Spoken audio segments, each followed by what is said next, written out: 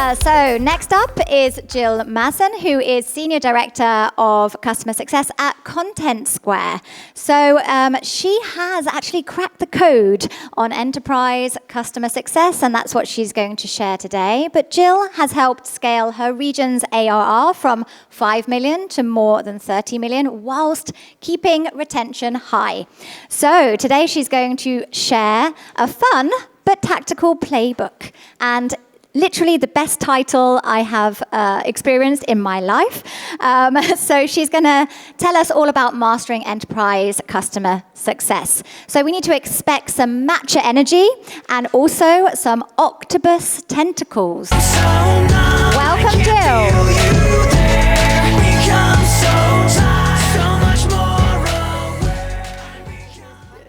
Yes, got it. Perfect. Awesome. All right, so the theme for today that I was told was disco, pink, and fun. But then I'm German, so don't expect too much of the fun part. I tried real hard, and thank God for AI. It helped me with the title. And you're probably reading my title thinking, what on earth is she going to talk about? Well, we're going to be talking about milking cows. We're also going to be talking about having a lot of matcha energy and about using your octopus tentacles in enterprise customer success. But first, I want to start off a little bit with, I called it a myth versus reality. You can also call it old versus new thinking. If you think about enterprise customer success, for a lot of you, it's high touch, which usually means expensive. It means loads of resources, loads of time investment. And then, of course, for your company, that means customer success is a massive cost center. I would like to challenge that thought, because I say enterprise customer success is actually extremely efficient and scalable in a way of how you can expand your company and make your company profitable, because it's proactive and extremely strategic, and you can turn your company into or you can turn your team essentially into a revenue driver. How do we do that, and what do I mean? I have a 3-step guide for you. Step number 1, you got to bring your matcha energy, and your matcha energy essentially is your continuous engagement. You're going to have octopus tentacles, because you're going to be multi-threading all of your relationships. Last but not least, you're going to have to be a fluffy, cute cash cow, because that's the way you're going to expand, and you're going to use expansion as a core strategy for your business. So we're going to explore each one of those. Also, I'm really proud of my infographics. Took me forever with AI, so you're going to see a lot of them. All right, matcha energy. Who here drinks coffee? Everyone. Okay. Who here drinks matcha? 1 person. Okay, 2. Okay, good. I'll take it. Well, essentially when you're drinking coffee, as most of you coffee drinkers know, you have your cup of coffee, you get a spike of energy, you get that caffeine, but then essentially it dips. So what do? You go in for your next shot of coffee. And that's a little bit the way that a lot of enterprise customer success teams operate. You do a QBR, silence. You do a monthly call, silence. You do a escalation meeting, silence. So what your customer is experiencing is basically a roller coaster of engagement. You're spiking in energy. You don't really make them feel valued and important. So my challenge to you is to be a little bit more like matcha. Matcha is a steady release of caffeine, which means it actually lasts longer. You do not have those spikes of energy. And maybe I'll have some more matcha drinkers in my next talk. But essentially, from a customer success perspective, that is exactly what you should be doing. Continuously engaging with your customers, an ongoing rhythm of many different touch points where you are driving value, but you're also really fostering that relationship and making it stronger. So that doesn't mean we're spamming the customer every single day. No, because every single touch point could be a really small, could be a really short one, should be value driving and should be important to your customer. Let me give you some examples. And this is not an exhaustive list. I'm sure your teams have great examples as well. One thing could be, you create maybe a little bit of a podium of adoption where you have every week every month, every quarter, depending on your product, a little bit of a, all right, who is in position 1, 2, and 3 on your customer side? You post it in the Slack channel. You released a new feature, and you know this one customer. They've been asking for this feature, and this feature is really going to solve their problem. Make a quick video. We have Loom, telephone. We have Loom and many other tools these days that allow you to make really nice, quick videos for your customers and kind of say, hey, we just released this new feature. This is how it's going to solve your problem. Instead of just sending, here's a new feature. Customer is not going to care. It's just going to be another spam email. We also want to, maybe send a quick personalized dashboard or a report because there is a key metric that they've been looking to analyze. And we now can analyze that, or we maybe have looked into it, or in the QBR, the exec mentioned, hey, I really care about NPS score of my team. So you recently got a few NPS score answers, so you're going to send it to him. You could also do, things like a little "did you know" shortcut in the product to help them with the adoption, or also remembering key campaign dates. When is the most important campaign for your customer? Do you know? What's the exact date? What went wrong in the last campaign? Can you now remind them 2 weeks, 4 weeks before the next big campaign that they shouldn't make that same mistake again? Those are small things. You are thoughtful towards your customer. You are constantly engaging with them. And potentially you're also engaging with different teams in different departments. Which brings me to my next point, the Octopus. Cute, right? So the Octopus essentially means you as a CSM, you're the center. You're the critical hub of it all. Yes, we get that. But you can't do this alone. If you are the only one touching your customer, not literally, figuratively, then of course something's going wrong. You want to be building relationships at many different levels, many different departments at your customer. And for that, you need to use all of your tentacles, because remember, an octopus has 8, so at least 8 little tentacles that are always in motion on how you're touching and engaging with your customer. Could be something that the CSM, is currently working with the champion to get their next promotion. Great, make them the hero. You could have your VP of customer success go for a run with the CMO because they both vibe, they both love running. Who knows? If you want to stereotype, you take the sales VP and send them on the golf course with the CTO. You could also have the sales rep going for lunch to talk about the next expansion. You have the product, the PM, discussing maybe the involvement in the next beta that is coming up, because that's a feature they've been requesting for a long time. We finally have a beta. Get them involved. Get product to talk to them. Make them feel important. Marketing maybe is writing a blog post with one of the power users. And then, of course, the support team is probably solving a bug for one of your customers. Essentially, the rule of thumb is the more the ACV, the more execs you should be engaged with. If you're having a 1 million ACV contract, you can't just be talking to one exec. That is a massive risk you're putting yourself under. And you can also not just be talking to one department. You need to diversify yourself. Your octopus tentacles need to be continuously moving, so in the end, you have a web of connections.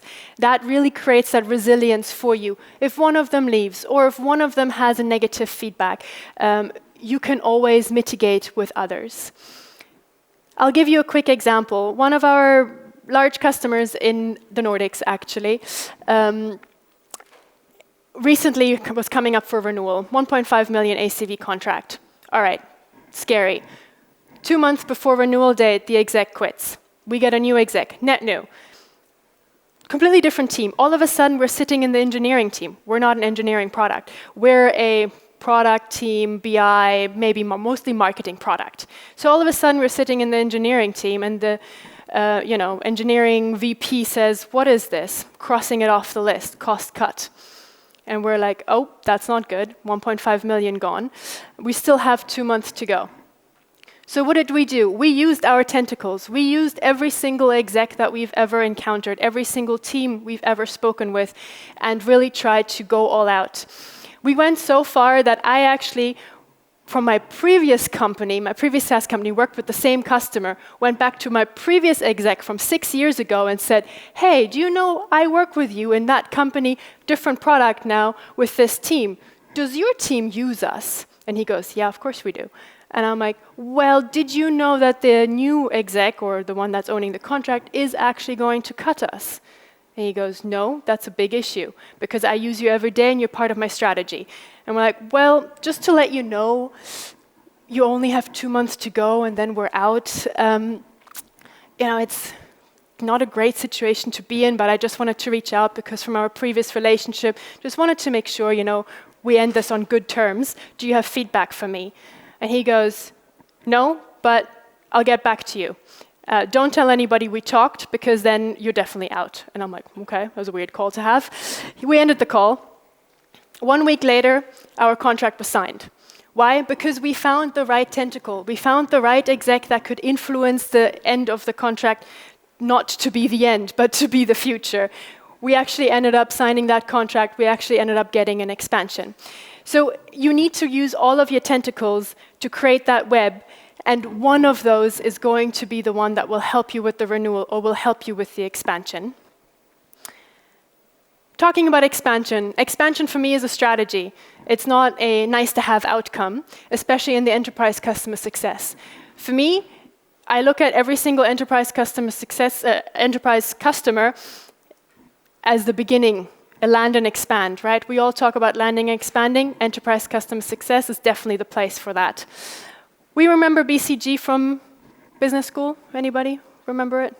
Vaguely? All right. So in the BCG matrix, I'm not going to explain it in detail. We're only going to talk about the cash cow. The rest is not important. Essentially what they're saying is you have a product that has high market share, but then also has kind of like low growth. It is very profitable, it's steady, and so all of the extra cash you're generating, you can essentially invest in something else. So a lot of times you'll say, let's invest it into the star or into the dog. But for the sake of today's discussion, we're going to take this in the customer success world. For me, enterprise customers are your cash cows. They are the ones with the highest budgets, the ones with the highest spending power, and because of that, will be the ones with the highest potential of expansion, which is your net retention. We also know that enterprise customers are extremely risk-averse, prefer to sell to who they know instead of a new product, which means expanding an existing contract is going to be so much less effort and less costly for you as a business, because you don't need to generate the pipeline, you don't need to, have long sales cycles. You can sell to the existing business fairly quickly and efficiently. We also know from a recent Harvard Business Review study that increasing your retention rates by 5% is actually going to increase your profitability from 25 to 95%. So if you're going from, let's say, 90% retention rate to 95% retention rate, your profit as a company is going up by 25 to 95%. That's huge. Which is why I say your customer success team, especially your enterprise customer success team, where you're really focusing on expansion and retention, is going to be the one that makes your company profitable. It's going to be your revenue driver, and that's why I'm saying it's not a cost factor. But we still haven't talked about this cash cow enough, and we haven't talked about how we're going to milk it. So how do we milk our cash cow? And for that, it's more, for me, a who than a how, because we know how we're going to do it. We just talked about that. We're going to expand them. We're going to expand them because we have shown them the value. We have our multi-threaded relationships. But who's going to do it? Well, the CSM is in the best position to do so, to really work with your customer to create that expansion. They are the ones who can feed the cow, grow the cow, and then ultimately milk the cow. So they are going to aim for, let's say, a 100K ACV deal that they currently have. How do you know that customer hasn't budgeted $1 million for you? Potentially they have, because a tool like yours, they have $1 million for. You sold it to them for 100, so they took it because that's the price you named. But technically, internally, they have 100. They have $1 million. Maybe they even have 5 million. Who knows? So essentially, every single time you go into one of your enterprise customers, keep that one in mind. How can I move them from 100K to a 1 million contract? And for me, that very much comes with having a great CSM team in your enterprise space or enterprise segment. There's a few characteristics that stand out to me. You need a proactive strategic advisor. You need somebody who doesn't just check in and kind of, randomly talk to the customer. You need somebody who, with every single touch point they have an impact, drive value, and really focus on that. How are they going to do that? They're going to do that because they have really, really deep business acumen of that customer, their industry, their business, even the metrics that all of those execs care about. They really understand that business. The next one, of course, most of you, if you are a CSM, know this. Technically, you don't have authority, but you need to know how to influence with authority. You are the advocate for your customer inside your organization. They're the ones who need a feature. They're the ones who need support. You're the only ones inside the organization who's going to be waving that customer's flag and saying, hey, this customer needs our help. This customer is important. We need to do this for our customer. So you need to learn how to influence internal stakeholders, especially product, without authority, which takes us to the stakeholder management piece. And here we, talked about the Octopus, won't talk long about it. It goes in the same lines with cross-functional collaboration. How can you collaborate with every single internal organization to really make sure the customer only sees one company, they see one brand, they see one interaction and one value. They don't care there's 8 people in the background. They don't care there's 12 teams with so many different processes and frictions who hate each other or don't get along or whatever. Your customer doesn't care about that. So you as a CSM need to know how to do cross-functional collaboration so it's one seamless experience for your customer. Another one, for me actually the most important, is resilience. Resilience is the key thing you as a CSM need to bring to the table. Why? You're playing the long game. You're playing the long game with tons of change management. You're playing the long game with regards to all of these objectives from the customer changing. Maybe procurement coming up to you and all of a sudden saying, we're no longer doing 3-year contracts, we're only doing 1 year. Company rule. Everything changed. You always will have somebody mad at you. Somebody is always unhappy and will always get back to you saying, this is not working, this is terrible. Then you have so that's the customer pressure. Then you have the internal pressure. You need to expand, you need to do this, you need to do that. Sales is pushing you, product is pushing you, everybody is coming to you. You need to stay level-headed, you need to take the emotional load, the customer stress, but also the internal pressure, and you still need to be constructive and really drive everything forward. So resilience for me as an enterprise CSM is probably the key quality that you need to master. Last but not least, to really milk our cash cow, we need an expansion mindset. So if I have a renewal coming up on the 31st of December, as a good CSM, what am I going to do? I'm going to work towards that. As a great CSM, what am I going to do? The moment the renewal signed last year, I'm already working on the next expansion. And I'm also already working on the next renewal. Because I know if I'm doing an expansion, I can combine it with a renewal immediately. I can do it as a rip and replace contract. I can do it as a contract amendment, however you internally need to do it. But you can combine the two together, so essentially you never hit your renewal date. The goal should be that you never actually hit that renewal date. You're not sweating. There is no all hands on deck. There is no, oh my God, the renewal is coming up. What are we going to do kind of approach? Because from day one that you signed that contract or that last renewal, you're working on the next one already, and you probably have already done it. So that brings me to our equation. It's a simple one, and I think it can be very, very effective if you do it right. Essentially, what you want to bring is your matcha energy with your continuous engagement. You're going to combine that with our very lovely, cute tentacles of our octopus to really multi-thread all of your relationships.